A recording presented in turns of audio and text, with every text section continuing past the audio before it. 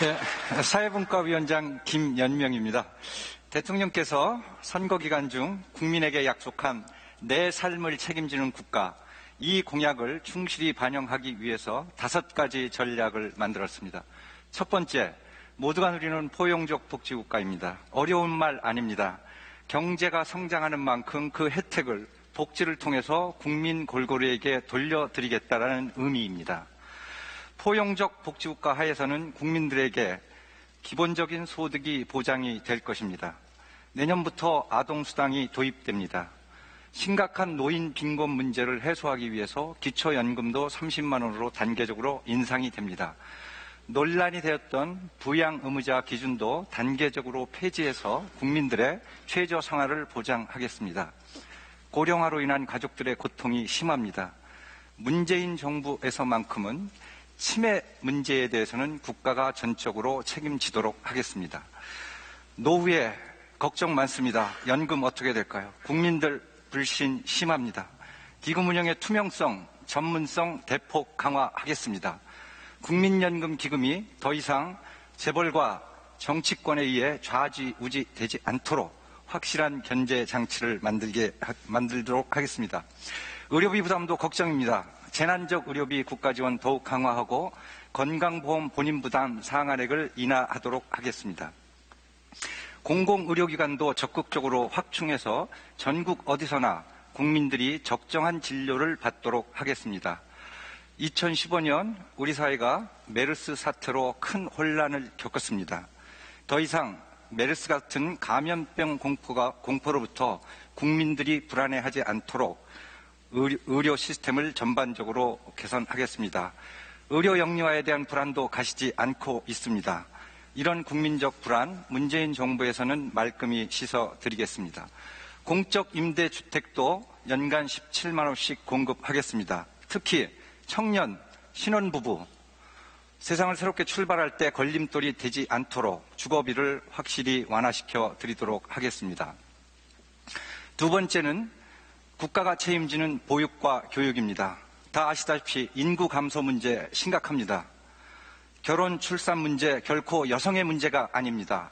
우리 모두의 문제가 되도록 출산 친화적 환경을 범사회적으로 조성하도록 하겠습니다. 이미 발표되었듯이 누리과정 예산 내년부터 전액 국고로 집행이 됩니다. 고교 무상교육도 단계적으로 실현하여 교육의 공공성을 확대하겠습니다. 저도 몇 년 전에 제 자식을 대학에 보냈습니다. 대학 교수인 저도 대학 전형 복잡해서 잘 모르겠습니다. 최대한 간소화하겠습니다. 공정성도 높여 국민들, 학부모들의 불안을 덜어드리도록 하겠습니다. 대학교육, 우리의 미래입니다. 통제 위주의 대학 재정 지원 사업을 근본적으로 재검토하겠습니다. 지방에 있는 거점 국립대 지원을 더 늘리고 공영형 사립대학 모형을 개발하여 고등교육의 경쟁력을 높이겠습니다. 우리 아이들 학교 보낼 때 안전사고 일어날까, 성면피해 일어날까 걱정이 많습니다. 학교 노후시설 개선 종합계획도 수립하였습니다. 내 삶을 책임지는 국가 세 번째 전략은 국민 안전과 생명을 지키는 안심사회 구축입니다. 세월호 국민들의 가슴속에 응어리져 있습니다. 이런 사태가 발생했을 때 국민들을 신속히 보호하기 위해 소방, 해경 인력을 확충하는 등 통합적 재난관리 체계를 구축하겠습니다. 가습기, 저도 가습기 살균제의 피해자입니다. 몇 년 전 이유 없는 기침은 한 달 동안 계속한 적이 있었습니다. 그때는 몰랐습니다. 다시는 가습기 살균제 같은 사고가 발생하지 않도록 화학 제품에 대한 예방적 관리를 강화하도록 하겠습니다. 특히 미세먼지 문제, 문재인 정부에서는 확실히 정책적으로 해결하겠습니다. 4대강 문제 많은 국민들이 묻습니다. 어떻게 할 겁니까? 생명력을 복원해서 국민이 사랑하는 4대강이 되도록 돌려드리겠습니다. 원전 감축 문제 상당히 뜨겁습니다. 원전 감축 세계적 추세입니다. 우리도 예외가 될 수 없습니다. 독일 같은 선진국은 이미 탈원전을 철저히 시행하고 있습니다. 수십 년이 걸리는 탈원전 지금부터 차근차근 준비해야 됩니다. 우리 자손을 위해서입니다. 네 번째 전략은 노동이 존중되고 성평등이 보장되는 공정사회 구축입니다. 노동자, 우리 사회에서 그동안 경제성장의 희생양 취급받았습니다. 문재인 정부는 노동이 존중받는 사회를 만들도록 하겠습니다. 국제노동기구의 협약을 비준하여 노동기본권을 신장하고 노동자의 권리를 보장하겠습니다. 특히 노사관계 제도의 개선은 반드시 노사정 사회적 협약을 통해 추진하겠습니다. 노동시장 격차 문제, 우리 사회를 공정사회로 이끌어가는 데 최대 걸림돌입니다. 비정규직에 대한 차별 확실히 개선하겠습니다. 최저임금 이미 인상이 시작됐습니다. 공정임금 구축해서 노동자들의 격차를 해소하겠습니다. 우리 사회 부끄러운 자화상 남녀 불평등 문제입니다. 한국 사회의 발전을 가로막는 아킬레스건입니다. 실질적인 성평등 사회 실현을 위해 대통령 직속으로 성평등위원회 실시를 추진하겠습니다.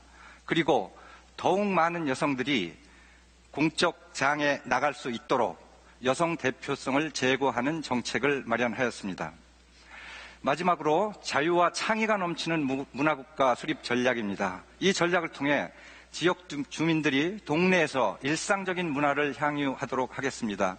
특히 과거 정부에서 문제가 되었던 예술인의 자유로운 창작권을 확실히 보장하겠습니다. 예술인이 경제적 어려움을 겪지 않고 창작 활동에 전념하도록 지원하겠습니다. 컨텐츠 및 방송통신 시장의 불공정 거래도 대폭 개선하도록 하겠습니다. 우리 사회 불명예 중에 하나 또 있습니다. 바로 장시간 노동입니다.